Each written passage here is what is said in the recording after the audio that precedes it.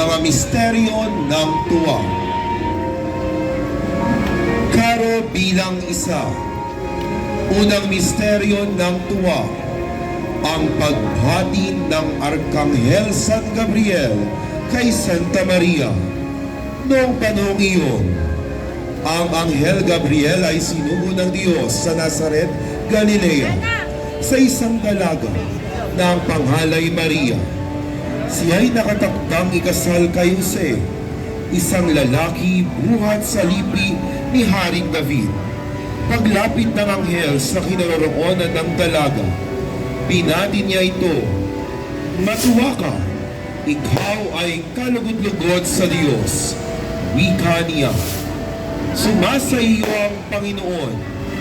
Nagulumihanan si Maria sa gayong pangungusap at inisip niyang mabuti kung ano ang kahulugan niyon. Kaya't sinabi sa kanya ng anghel, "Huwag kang matakot, Maria, sapagkat kinalulugdan ka ng Diyos. Makinig ka, ikaw ay maglilihi at manganganak ng isang lalaki, at siya'y tatawagin mong Jesus. Magiging dakila siya at tatawaging anak ng kataas-taasan." "Paanong mangyayaring ito? Gayo ako'y dalaga?" tanong ni Maria. Sumagot ang anghel, "Babasa iyo ang Espiritu Santo at liliniman ka ng kapangyarihan ng kataas-taasan. Kaya't banal ang ipananganak mo at tatawaging anak ng Diyos." Sumagot si Maria, "Ako'y alipin ng Panginoon. Mangyari sa akin ang iyong sinabi." At nilisan siya ng anghel. Ang tagpong ito ay sa pangangalaga ni Ginang Amelia Faustino at pamilya. Maraming salamat po. Karo bilang ikalawang misteryo ng tuwa, ang pagdalaw ng mahal na Birhen kay Santa Isabel. Hindi nagtagal at si Maria ay nagdadalaw pumunta sa isang bayan sa kaburulan ng Huda. Pagdating sa bahay ni Zacarias, binati niya si Elizabeth.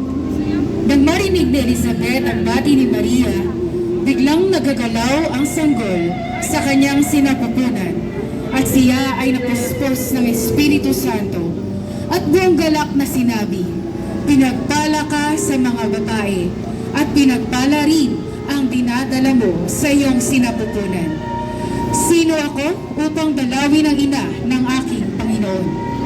Sa pagkarinig ko ng iyong bati, ay nagagalaw sa tuwa ang sanggol sa aking tiyan. Sa misteryong ito, ating ipagdasal na ating matularan ang kagandahang loob ni Maria at matigang maglingkod upang tayo ding mga Kristiyano ay laging maging magandang loob sa iba at handang maglingkod sa nangangailangan, lalo na ang mga aba. Ang tagpong ito ay sa pangangalaga ni Binibining Eugenia Mariano at pamilya. Maraming salamat po. Karo bilang tatlo. Ikatlong misteryo ng tuwa, ang panganganak kay Jesus sa Belen. At kaniyang ipinanganak ang panganay niyang anak na lalaki, at ito'y binalot ng mga lampin at inihiga sa isang kasabsaban, sapagkat wala ng lugar para sa kanila sa tuluyan. Sa misteryong ito, ipanalangin natin na tayo ay maging bukas na tumanggap sa mga taong lumalapit sa atin upang humingi ng tulong. Gayon din nang maging simple at payak ang ating pamuhay bilang mga Kristiyano sa panahong itong puno ng mga bagay na mabilis na lumipas at hindi nagtatagal. Ang tagpong ito ay sa pangangalaga ng Pamilya Esteban. Maraming salamat po. Karo bilang apat. Ikaapat na misteryo ng tuwa, ang paghahandog kay Jesus sa templo. Sa patnubay ng Espiritu, si Simon ay pumasok sa templo at nang dalhin doon ni Jose at Maria ang sanggol na si Jesus upang tuparin ang ayon sa itinakda ng kautusan. Kinarga ni Simon ang sanggol. Pagkatapos, nagpuri siya sa Diyos. Sa misteryong ito, ating ipagdasal na tayo ay maging bukas palad sa pagtupad ng ating mga ipinangako sa ating kapwa at sa Diyos. Gayon din na ang lahat ng ating mga gawain at mga pagsisikap sa buhay ay ating maihandog sa Diyos na lumikha ng lahat. Ang tagpong ito ay sa pangangalaga ni Ginang Maxima Marquez at pamilya. Maraming salamat po. Karo bilang 5, ikalimang misteryo ng tuwa, ang pagkawala at pagkakita kay Jesus sa templo. Namanghari ng kanyang mga magulang nang siya'y makita. Sinabi ng kanyang ina, "Anak, bakit mo naman ginawa ito sa amin? Yun ang aming pag-aalala ng iyong ama sa paghahanap sa iyo." Sumagot si Jesus, "Bakit po ninyo ako hinahanap? Hindi po ba ninyo alam na ako'y dapat mamalagi sa bahay ng aking ama?" Ngunit hindi nila naunawaan ang pananalitang ito. Siya'y sumama sa kanila pauwi sa Nazareth at siya'y naging masunurin sa kanila. Ang lahat ng bagay na ito ay iniingatan ng kanyang ina sa kanyang puso. Sa misteryong ito, ating ipanalangin na tayo ay maging bukas sa pagtanggap sa kalooban ng Diyos, lalo't higit sa mga pagkataong ito'y ating hindi maunawaan. Hingin natin ang biyaya ng liwanag ng kaisipan at ang lubos na pagtitiwala sa kapangyarihan ng Diyos na makapangyarihan sa lahat. Ang tagpong ito ay sa pangangalaga ni Engineer at Ginang Ireneo Villangca at pamilya. Maraming salamat po. Mga misteryo ng liwanag. Karo bilang 6. Unang misteryo ng liwanag, pagbibinyag kay Jesus sa ilog Jordan. Matapos mabinyagan, umahon si Jesus mula sa tubig. At agad na nabuksan ang langit at nakita niya ang Espiritu ng Diyos na bumababang parang kalapati at pababa sa kanya. Narinig kasabay nito ang boses mula sa langit na nagsabi, "Ito ang aking anak, ang minamahal. Siya ang aking hinirang." Ipanalangin natin sa misteryong ito na patuloy nating magampanan at mapagyabong ang ating pamumuhay Kristiyano upang tayo rin ay maging kalugod-lugod sa Panginoon at karapat-dapat na tawagin kanyang hinirang. Ang tagpong ito ay nasa pangangalaga nina Ginoong Mark at Ginang Maria Victoria Burgos at pamilya. Maraming salamat po.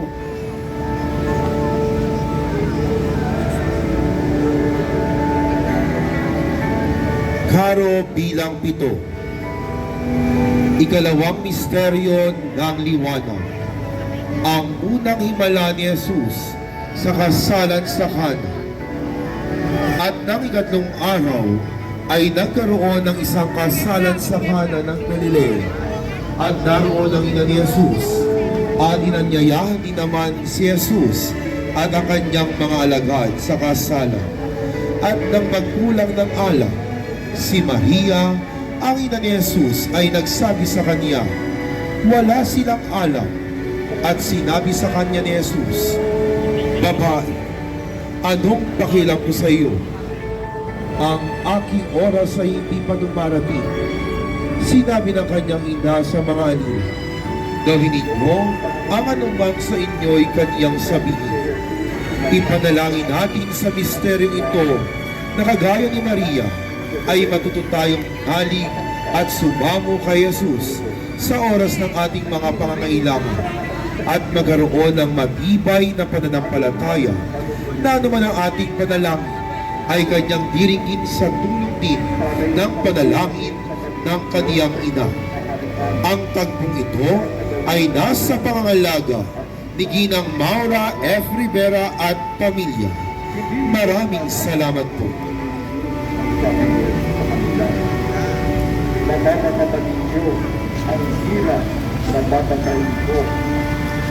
Karo bilang 8. Ikatlong misteryo ng liwanag, ang pagpapahayag ni Jesus ng kaharian ng Diyos.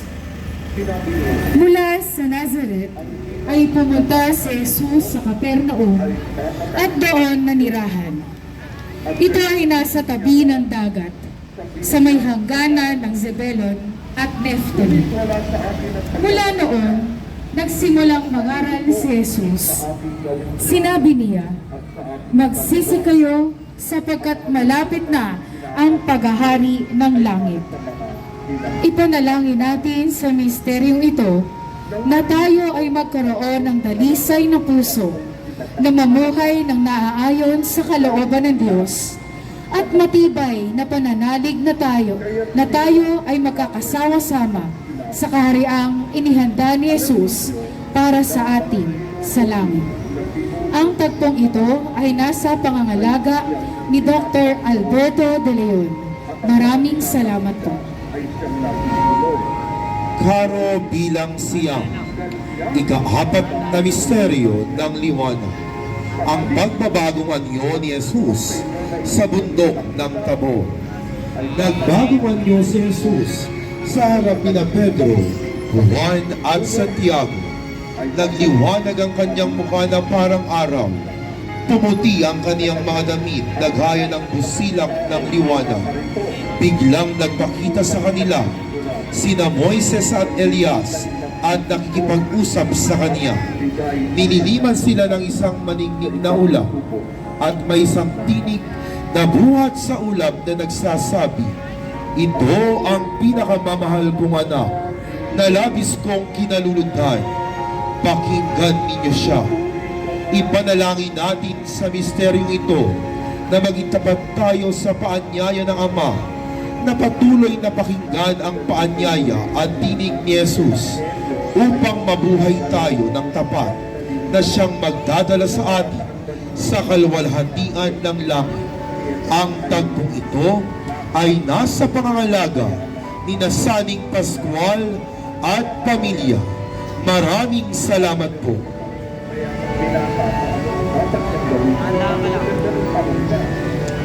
Karo bilang 10. Ikalawang misteryo ng liwanag, ang pagtatatag ni Jesus ng banal na Eucharistia.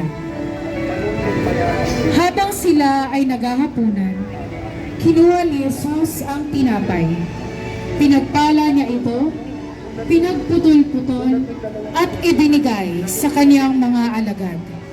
Sinabi niya, "Kunin ninyo, kainin ninyo.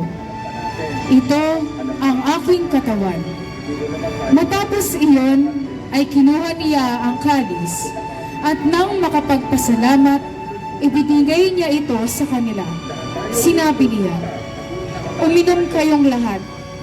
Ito ay ang aking dugo ng bagong tipan. Nabuhos ito para sa kapatawaran ng mga kasalanan ng marami." Ipanalangin natin sa misteryong ito na matuto tayong ibigay ang ating sarili sa ating kapwa na nangangailangan, sapagkat ito ang tunay na diwang Kristiyano, ang pagbibigay ng walang hinihintay na kapalit. Ang tagpong ito ay nasa pangangalaga ni Dr. Alberto De Leon. Maraming salamat po. Mga misteryo ng hapis. Karo bilang 11. Unang misteryo ng hapis, ang pananalangin ni Jesus sa halamanan. Matapos ang kanilang hapunan, pumunta si Jesus sa di kalayuan at nagpatira pa siya at nanalangin. Sinabi niya, "Aking Ama, kung maaari, lumampas nawa sa akin ang sarong ito. Gayunman, hindi ang aking kalooban, kundi ang sa iyo." Ipanalangin natin sa misteryong ito na sa tuwing tayo ay humaharap sa matinding pagsubok ng buhay, panalangin at pagtitiwala ang ating maging kalasag kasama ang pag-asang hindi tayo iiwan ni Jesus na kasama nating nananalangin sa Ama. Ang tagpong ito ay nasa pangangalaga ni na board member Nono at Ginang Nina Castro at pamilya. Maraming salamat po.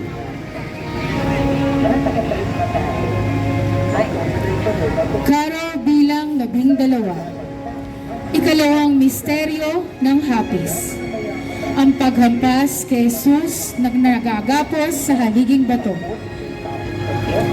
Nang makita ni Pilato na wala na siyang magagawa at ang mga tao ay nagsimula ng magkagulo, nagpakuha siya ng tubig at naghugas ng kamay sa harap ng napakaraming tao. Sinabi niya, "Wala akong sala sa dugo ng matuwid na lalaking ito. Kayo na ang bahala sa bagay na ito." Sumagot ang lahat ng mga tao, "Mapa sa amin at sa aming mga anak ang kaniyang dugo." Pagkatapos nito ay pinalaya niya si Barabas, ngunit ipinahugupit niya si Jesus at ibinigay niya sa kanila upang ipako sa krus. Ipanalangin natin sa misteryong ito ang mga taong nakagawa sa atin ng mga bagay na nakasakit sa atin upang sila ay matutong magbalik loob sa Diyos sa pamamagitan ng pagkakaroon ng malinis na puso at hangarin sa kapwa. Ang tagtong ito ay nasa pangangalaga ni na Ginang Susana at Ginoong Obet de Leon at pamilya. Maraming salamat po. Karo bilang 13. Ikatlong misteryo ng hapis. Ang pagpuputong ng koronang tinig kay Jesus. Kinubara nila si Jesus at sinuotan ng isang balabal na purpura. Gumawa sila ng isang koronang tinig at inilagay sa kanyang ulo. Isang tangkay ng tambo ang inilagay sa kanyang kanang kamay. Lumuhod sila sa harap ni Jesus at siya ay kinutya. Sinabi nila, "Mabuhay ang hari ng mga Hudyo." Tinuruan nila siya at kinuha ang tambo at ipinhalo sa kaniyang ulo. Ipanalangin natin sa misteryong ito na magkaroon tayo ng pusong mapangunawa sa kapwa, hindi mapanghusga at hindi mapang-api, sapagkat ang ating kapwa ang ating daan patungo sa langit na bayan. Ang tagpong ito ay nasa pangangalaga ni na Ginoong Paquito at Ginang Erlinda Quiambao at pamilya. Maraming salamat po.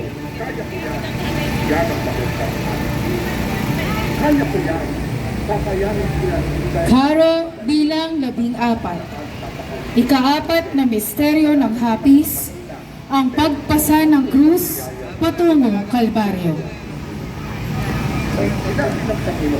Matapos ibigay sa mga tao, lumabas si Jesus na pasan ang kaniyang krus. Patungo sila sa dakong tinatawag na Pook ng Bungo, Golgotha sa wikang Hebreo, upang doon ay ipako sa krus.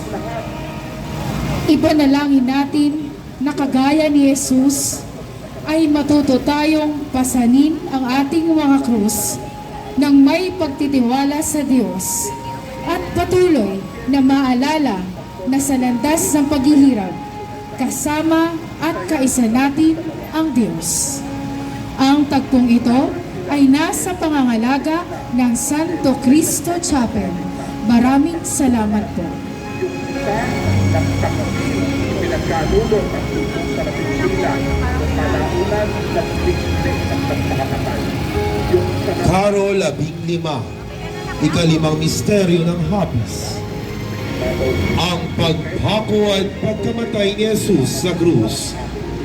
Nang maipako na ng mga kawal si Jesus sa krus, kinuha nila ang kaniyang mga kasuotan. Hinati nila ito sa 4 na bahagi. isang bahagi sa bawat kawal at gayon din ang kanyang damit. Nakatayo sa malapit sa krus ni Jesus ang kaniyang ina. Naroon din ang kapatid na babae ng kanyang ina, si Maria na asawa ni Cleophas at si Maria na taga Magdala.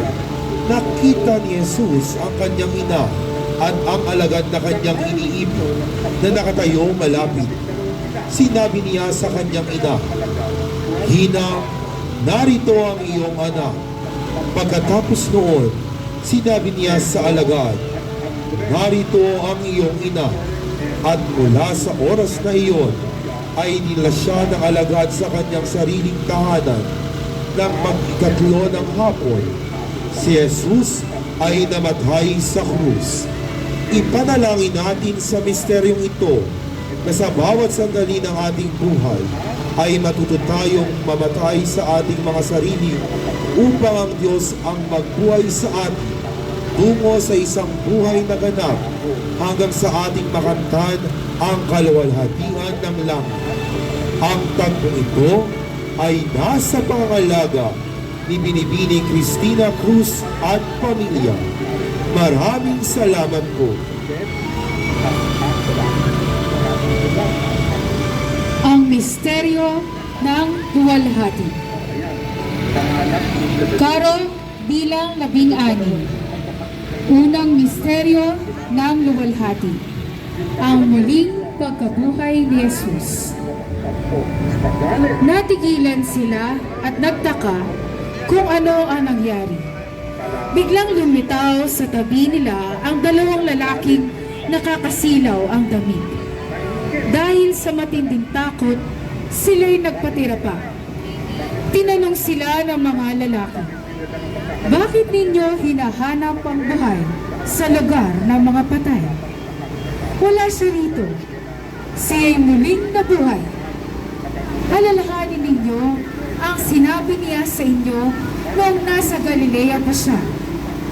Ang anak ng tao ay kailangang ipagkanulo sa mga makasalanan at ipako sa krus, at sa ikatlong araw ay muli mabubuhay."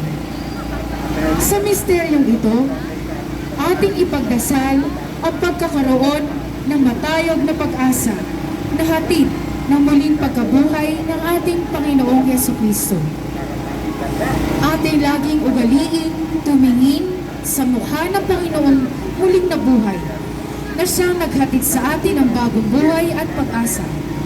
At higit sa lahat, panibagong pagkakataon na makabangon mula sa kasalanan. Atin nawang malupig ang kasalanan sa pamamagitan ni Jesus na ating muling pagkabuhay. Ang tampong ito ay sa pangalaga ng pamilya ng yumaong Dr. Domingo Sanchez. Maraming salamat po.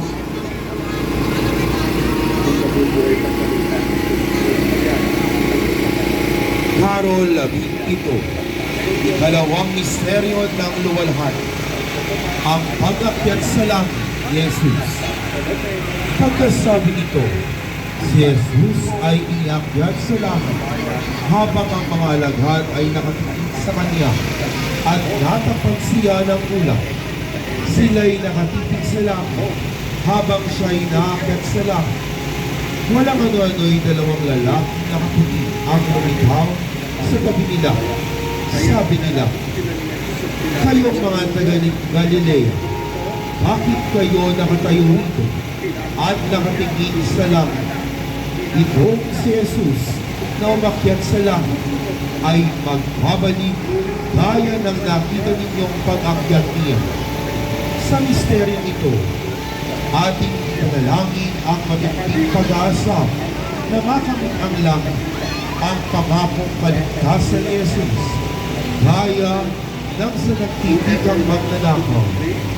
Ating laging sundan ang atas ng pag-ibig ni Jesus, gaya ng kanyang pinit sa kanyang mga alagad bago siya umakyat sa kalangitan. Ang tagpong ito ay nasa pangangalaga ni Ginoong Amor Robielos at pamilya. Maraming salamat po. Carol bilang 18. Ikatlong misteryo ng luwalhati, ang pagpanaog ng Espiritu Santo. Nagkakatipon silang lahat sa isang lugar nang sumapit ang araw ng Pentecostes. Walang ano-ano'y may ingay na nagmula sa langit na tulad ng ugong ng malakas na hangin at napuno nito ang bahay na kinaroroonan nila. May nakita silang parang mga dilang apoy na dumapo sa bawat isa sa kanila at silang lahat ay napuspos ng Espiritu Santo at nagsimulang magsalita ng iba't ibang wika ayon sa ipinagkaloob sa kanila ng Espiritu. Sa misteryong ito, ipagdasal natin araw-araw ang paggabay ng Espiritu Santo upang ang bawat gawain natin ay pagpalain at maging naaayon sa kalooban ng Diyos. Lagi nating ugaliin tumawag sa Espiritu Santo, lalo na sa mga oras ng ating kaligalingan, kalungkutan, pag-aalala at pagdedesisyon sa buhay. Ang tagpong ito ay sa pangalaga ni Ginang Lourdes Villarama at pamilya. Maraming salamat po. Karo 11, ika-4 na misteryo ng luwalhati, ang pag-aakyat sa langit sa mahal na Birhen. Dinala ng mga alagad sa isang kalandra ang katawan ng Birheng Ina at inilagay sa libingan. Ito'y kanilang binantayan habang hinihintay ang pagbabalik ng Panginoon. Dumating nga ang Panginoon sa gitna nila at ang banal na katawan ng Birheng Maria. Matapos na ito'y tanggapin, kanyang ipinag-utos na ito'y maiakyat sa kalong ng isang ulap patungo sa paraiso, na ngayon ang kanyang katawan at kaluluwa ay nakikipagsaya sa mga pinagpala ng Diyos. Sa misteryong ito, ating hilinghin ang mabuting kamatayan gaya ng sa mahal na Birheng Maria, mapayapa at puno ng katamisan, ating ding pagsumikapan na sa ating pagsasabuhay ng kabanalan at pagtulad kay Maria ay makamit natin ang langit, ang tagumpay ng mga Kristiyano at mga anak ni Maria. Ang tagpong ito ay sa pangangalaga ni Ginoong Renato at Ginang Leticia Cruz at pamilya. Maraming salamat po.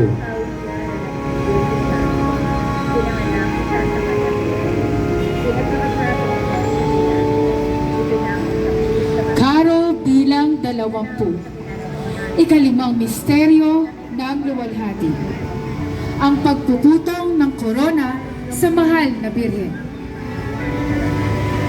Kasunod nito'y lumitaw sa langit ang isang kakakaibang palatandaan. Isang babaeng nadaramtan ng araw at nakatuntong sa buwan. Ang ulo niya ay may koronang binubuo ng 12 bituin. Sa misteryong ito, ating ipagpasalamat at purihin ang kadakilaan ng Diyos sa pamamagitan ng buhay ng mahal na Birheng Maria. Ipanalangin natin na sa ating buhay sa mundong ito, huwag nawa nating kalimutan ang kabutihan ng Diyos at ang mga pagkakataong tayo'y kanyang itinaas mula sa pagkalugmok at kasalanan at kamatayan. Ang tagpong ito ay sa pangangalaga ni Dr. Alberto De Leon. Maraming salamat po. Karo 21, Nuestra Señora del Perpetuo Socorro, ang mahal na ina ng laging saklol, ang pinpasi ng Black Rosary Units ng ating parokya. Sa larawang ito ay makikita natin si Maria at ang batang si Jesus na animoy patakbong nagpakalong sa kanyang na ipapakita sa pamamagitan ng isang sandalyas na nalalaglag sa kanyang paanan. Sinasabi na natakot ang batang si Jesus sa nakita niyang mga anghel na dala ang mga simbolo ng kanyang pagpapakasakit. Kaya naman, ang una niyang pinuntahan ay ang kaniyang ina. Kagaya ng batang si Jesus, patuloy nawa nating maalala na mayroong ina tayong maaaring takbuhan sa gitna ng pagsubok at unos sa ating buhay. Isang inang laging handang magbigay ng kanyang saklolo sa atin at patuloy tayong kalungin sa kanyang mga bisig. Isang inang patuloy na mag-iingat sa atin. Isang inang patuloy na tatanglaw sa bawat nating landasin upang sa hantungan ng ating paglalakbay, si Jesus ay ating makamtan. Ang imaheng ito ay nasa pangangalaga ni na Ginoong Roger Aquino at pamilya. Maraming salamat po. Karo bilang 22, Santa Catalina de Siena. Mula sa Siena, Italia, si Catalina ay ipinanganak noong 1347. Sa kabila ng pagnanais sa kanyang magulang na siya ay ipakasal, ipinanatili niya ang kanyang pagkabirhen sapagkat para sa kanya, si Jesus lamang ang kanyang esposo. Siya ay pumasok sa Orden Tercera ni Santa Domingo.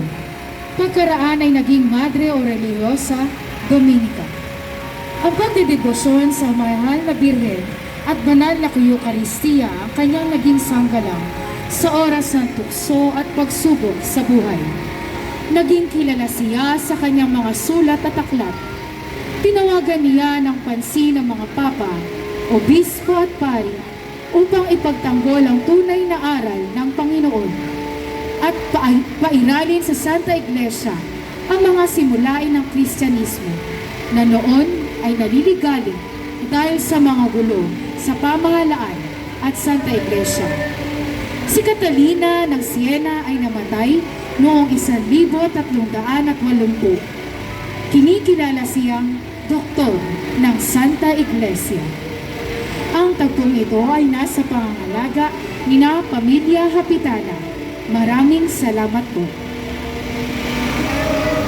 Karo bilang 23, Santo Domingo de Guzman.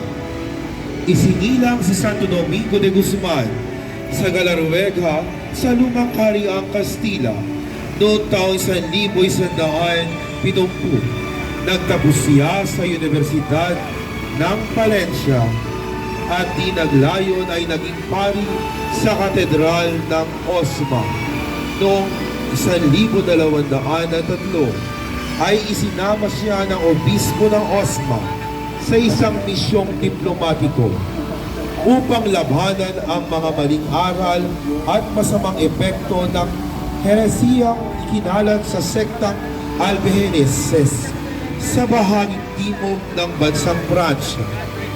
Itinatag niya ang orden ng mga tagapangaral na binubuo ng mga praile, madre at laiko. Inaprubahan ito ng Santo Papa Honorio III noong 1216. Ikinalat ni Santo Domingo ang kaniyang mga tagapangaral sa buong Europa simula sa 1217.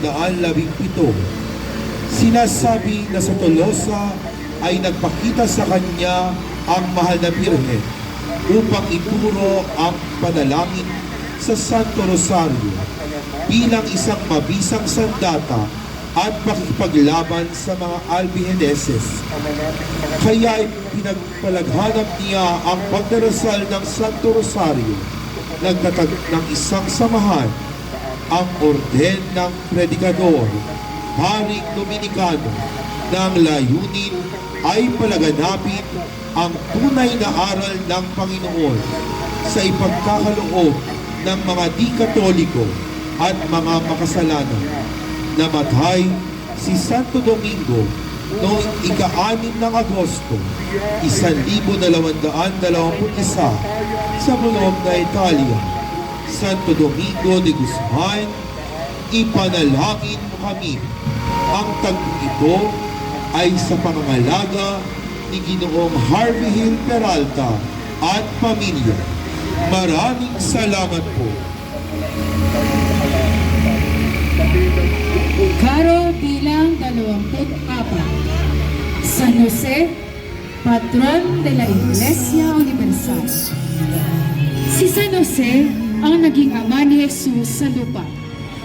Isang mabuti at matuwid na tao mula sa lipi ni David. Isang karpinterong namana ni Kristo mula kay San Jose. Itinuturing si San Jose bilang patron ng mga manggagawa, esposo de la Virgen at patron universal de Iglesia Católica. Ating hilingin kay San Jose ang kanyang patuloy na pangangalaga sa atin at atin ding matularan ang kalinisan ng kanyang puso, katahimikan at matibay na pananampalataya. San Jose, ipanalangin mo kami. Ang tagpong ito ay sa pangangalaga ng pamilya ng yumaong si Ginoong George Alan Tenco. Maraming salamat po.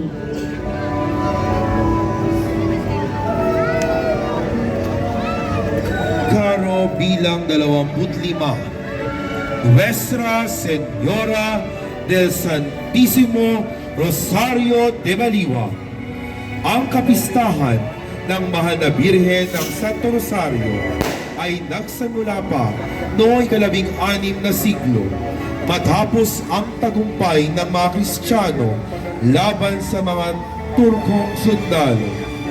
Ang hukbong Kristiyano ay nilagay sa pamumuno ni Don Juan ng Austria at bago pa sila pumunta sa digmaan, ang mga kawal ay nagsimba, nagkumunyon at nagpabendisyon kay Santo Papa Pio IX. Nagtungo sila sa Lepanto para kalabanin ang napakaraming hukbo ng mga Turko, habang ang Santo Papa naman ay nag-aanyaya at nananawagan sa buong sangkatsyunuhan na manalangin sa Mahal na Birhen sa pamamagitan ng walang tigil na pagdarasal ng Santo Rosario. At noong 7 ng Oktubre, 1571, habang ang Santo Papa Pio ay nakikipagpulong sa kanyang mga kardinal, ay ibinalita niyang nagtagumpay ang hukbong Kristiyano sa Lepanto sa ilalim ng pag-aampon ng ina ng Santo Rosario. At dahil dito ay itinatag ni Santo Papa Pio IX ang kapistahan ng Nuestra Señora de las Victorias o Our Lady of the Victories, na pagkaraan ng maraming panahon ay kinilala bilang Nuestra Señora del Santísimo Rosario o Our Lady of the Most Holy Rosary. Ang tagpong ito ay sa pangangalaga ng namayapang Ginoong Joselito Tenco at Ginang Amelita Rodriguez Tenco at pamilya. Maraming salamat po.